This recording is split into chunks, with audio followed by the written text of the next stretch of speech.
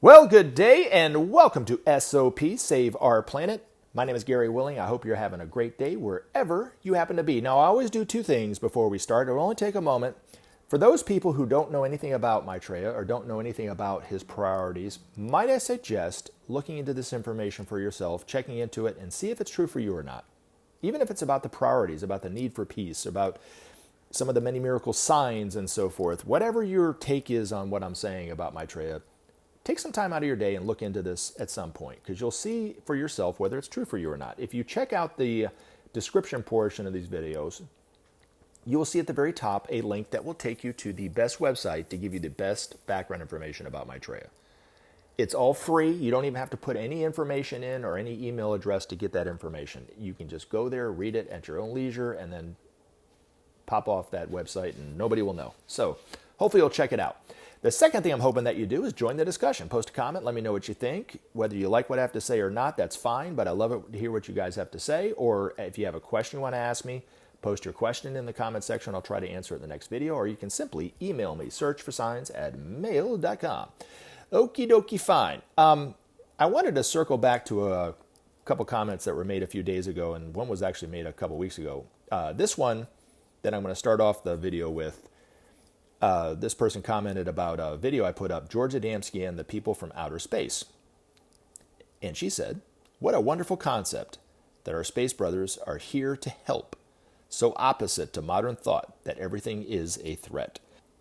And that is true. And not long after Maitreya is out known for who he is in the world, he will actually be asked by someone in our media about people from outer space, about UFOs. Are they real? And if they are real, what are they doing here? And do they mean us any harm? And what he'll say is, yes, they are real.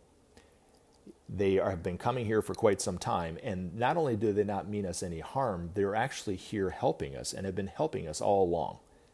And I do think that those sensitive souls out there who have, throughout the years, put out that they were here to do us harm, that they were beasts, that they were abducting us and so forth, and were maybe well-meaning in their intention to put out that misinformation, will be really ashamed at what they've been doing, because these humanity that come here on these spaceships have been saving us and keeping us from dying, actually.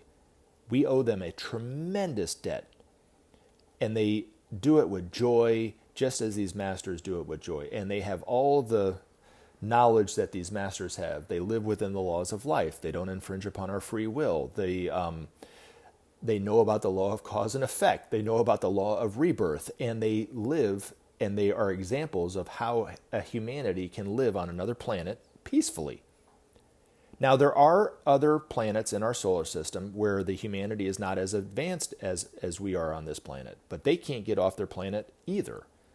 So only the humanities that are, know their own divinity, know the oneness of all life and so forth, and live truly as a peaceful people can get off their planet. The other ones can't.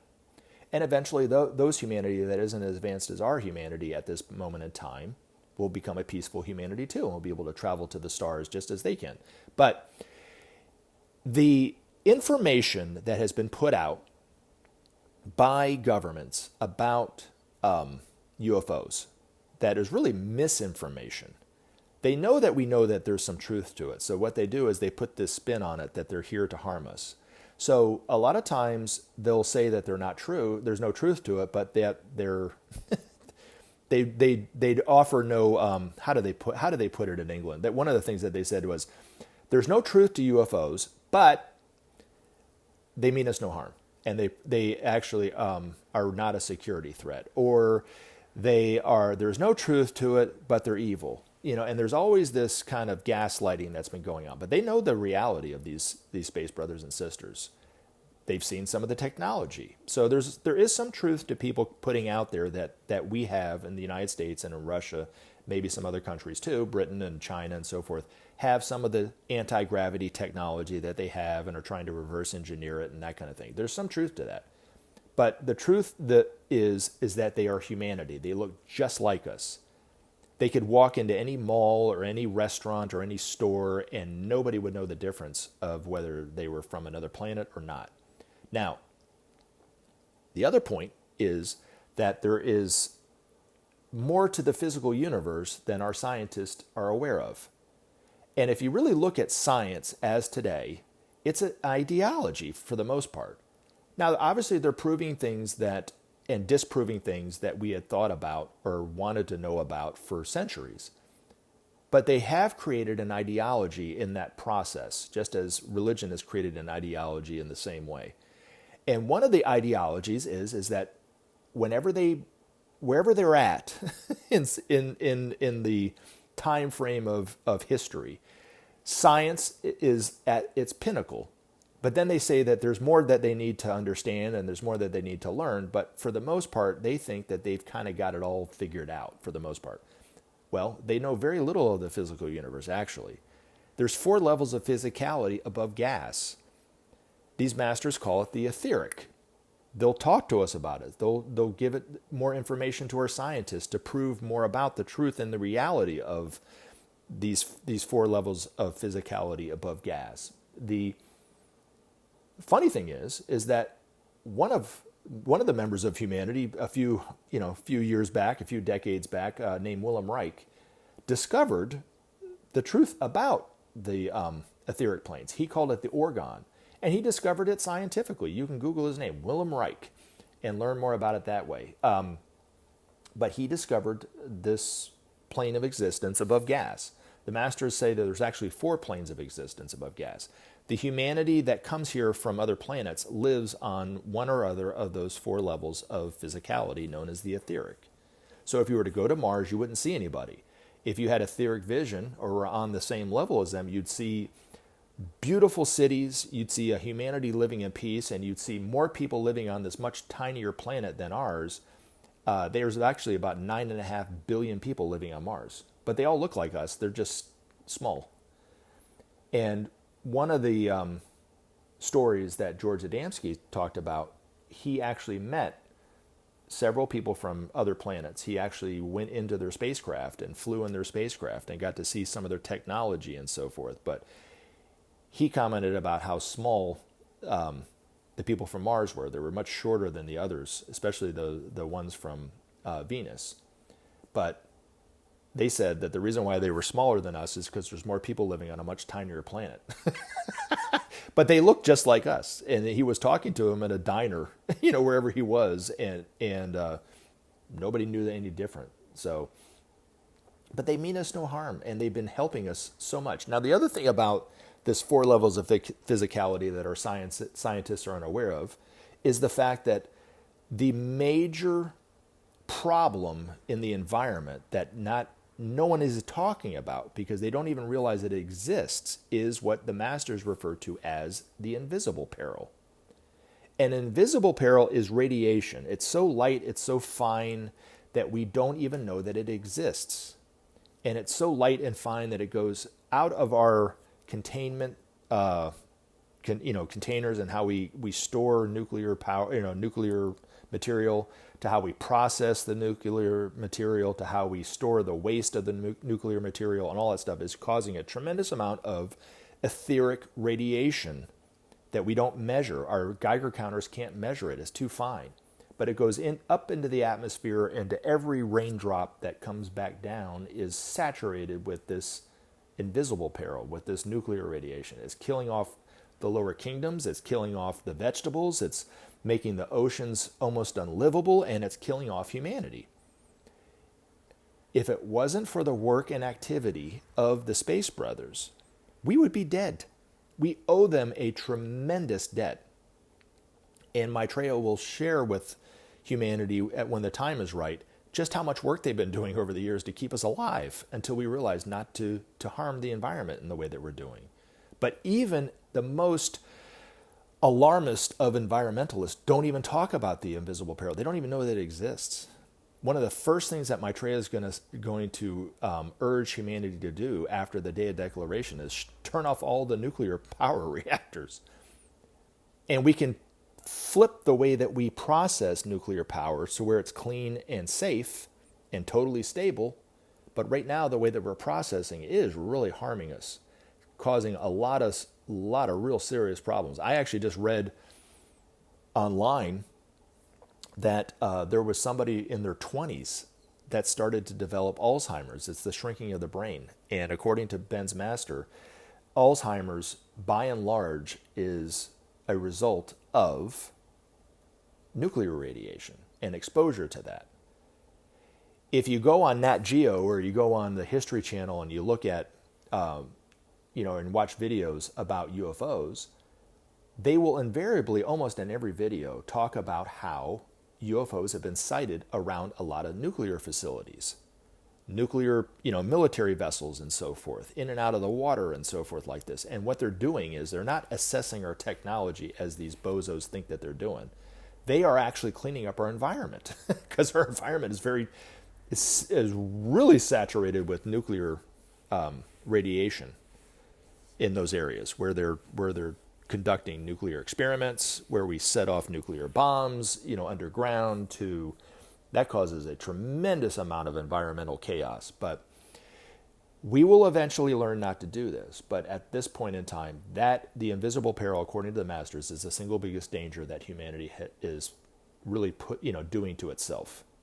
And we need to stop. And we need to talk about it. And we need to, and so study it. Look into this. There's a lot of truth to what George Adamski talked about, because he talked about the invisible peril too back in the 50s and the 60s, But these men and women from other planets their reputations have been totally maligned. People are totally, like you said, totally afraid of them, because we're afraid of anything. We're afraid of our own shadow for the most part. You can go online and just get bombarded with people's fears. It's very hard to find any channel that somebody's not, just telling you all the things that they're scared of. But when you invariably go to any YouTube website or listen to something on the TV about UFOs, it's always, their information is totally skewed. Their opinion of UFOs mainly is fearful for the most part. There is no truth to any UFOs coming from outside this galaxy, according to Ben's own master, according to Maitreya, according to Ben. You can believe me or not, but in the future we'll understand just how true what I just said is, and the fact that they mean us no harm, and they look just like us. And the reason why, and this is the other thing I want to say before I go on to the next thing, the main reason I think that governments have put out so much misinformation about UFOs is because they know that the sightings and the contacts that people have been having with UFOs are just increasing. They're not decreasing. And they do it to discredit these people, for one thing. They do it to keep people afraid. But there's so much evidence out there that they're real. I mean, this has been going on my whole life, and it's just going on more and more and more. But most people think, especially earlier on, when in movies and so forth, when they put out there that the governments knew about UFOs and they didn't want anybody else to know, they always kind of put in there that they think that humanity will panic.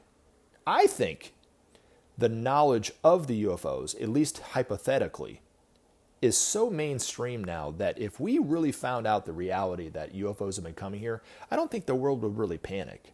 I think it would be a shock for some people, but I don't think there would be this insane amount of panic and create anarchy.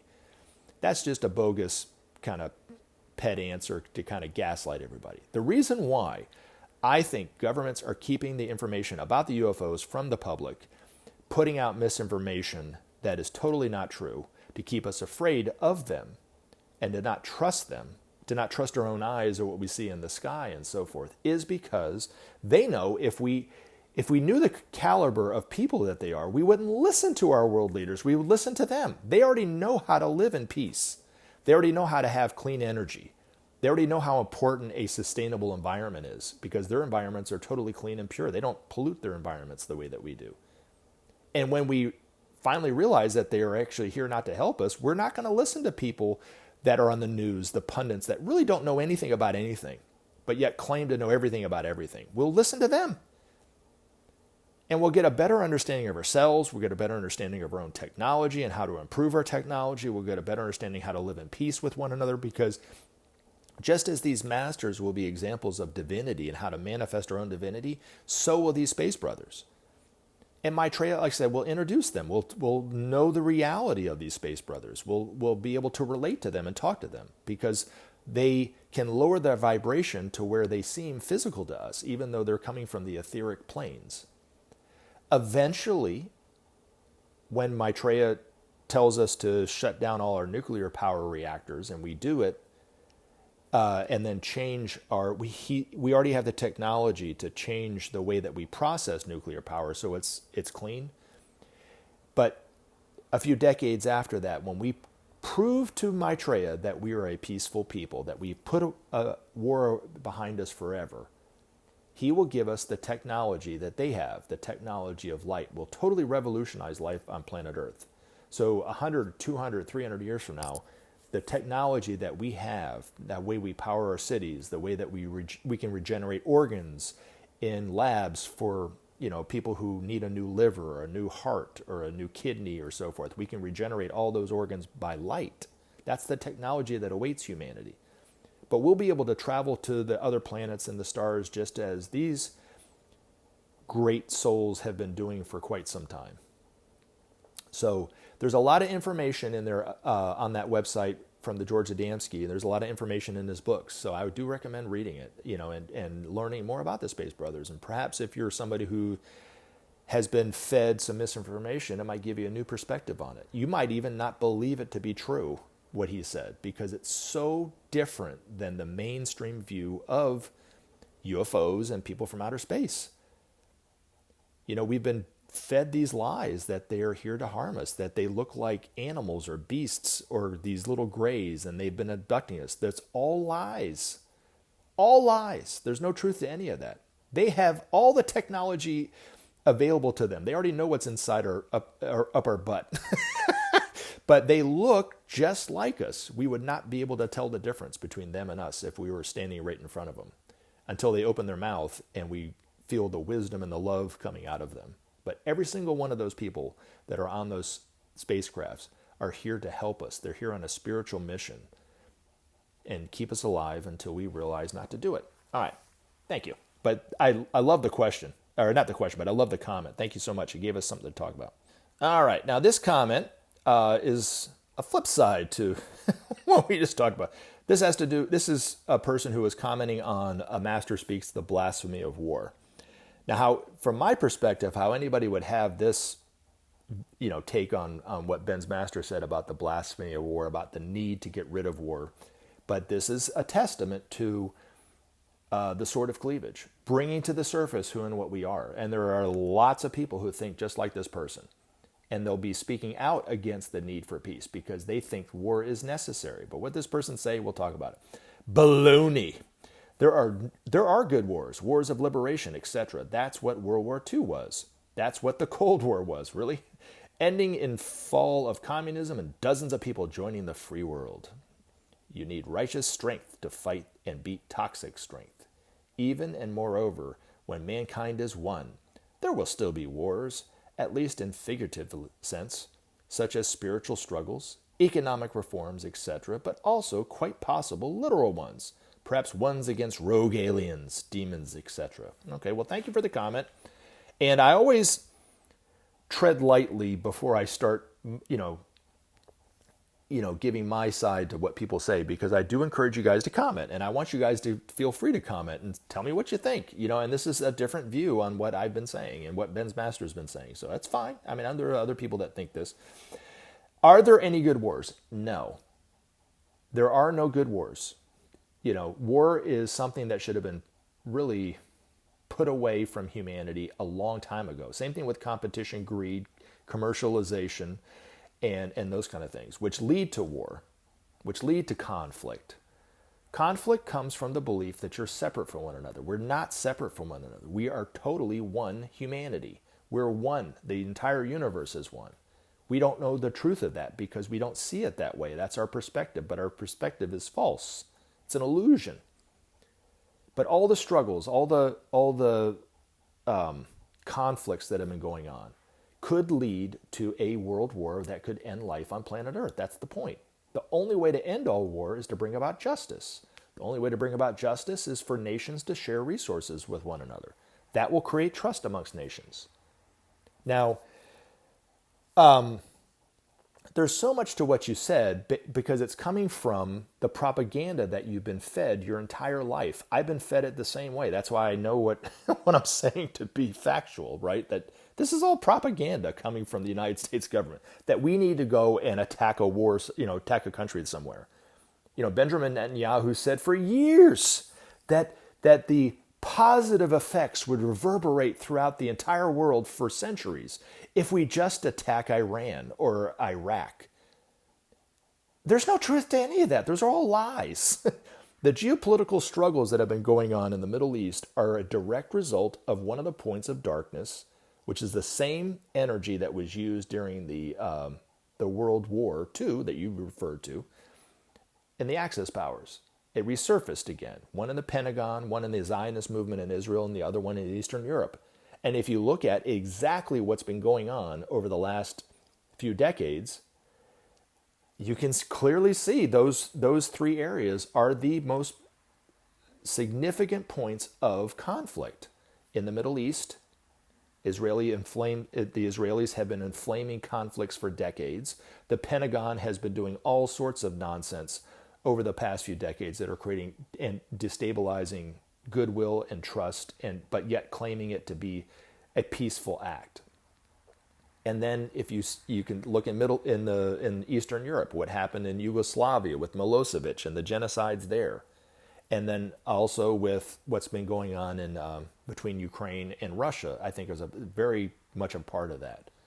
But those 3 points are very destructive, and it's causing humanity to be stuck, to be honest, But to say that there's righteous wars would say that there are people who are righteous and there are people who are not righteous.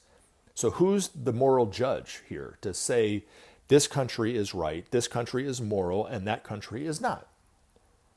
Who has the moral right to say that Israelis have the right to exist and Palestinians don't? Or an Iraqi life is worth less than American life. These are all illusions that we need to understand are false, that are creating very, very, very destructive thought forms in the world. But these all stem from that same type of thinking. There are no good wars. The Cold War was unbelievably destructive, very costly, and we're still reeling the financial effects of the Cold War. The distrust that came between two allies because of the Cold War has kept humanity stuck for decades, and could have very easily ended life on planet Earth if it had not been for the help of the Space Brothers, if it had not been of the help of the Masters and of some people of our own humanity who are serving on a moment-to-moment basis in the same way, with the the Berlin Wall coming up, and with the Cuban Missile Crisis. Those two events could have destroyed life on planet Earth. And it was all direct result of the tensions between the East and the West. And that was a result of the Cold War. So to say that that was a good thing, and then to think that, what happened with Glasnost was the fall of communism. There really is no communism in the world. There never has been. There's been state-sponsored capitalism, and that's what we see in China and we do see in Russia. And then when that happened, did they become free? Are you free? Are you truly free? And I'm not saying this to the person just to the person who posted this comment, but are we free? Are we truly free? Can I make any comment that I want? Can I go into the mall and scream out whatever I want? Can I, do I truly think uniquely to me?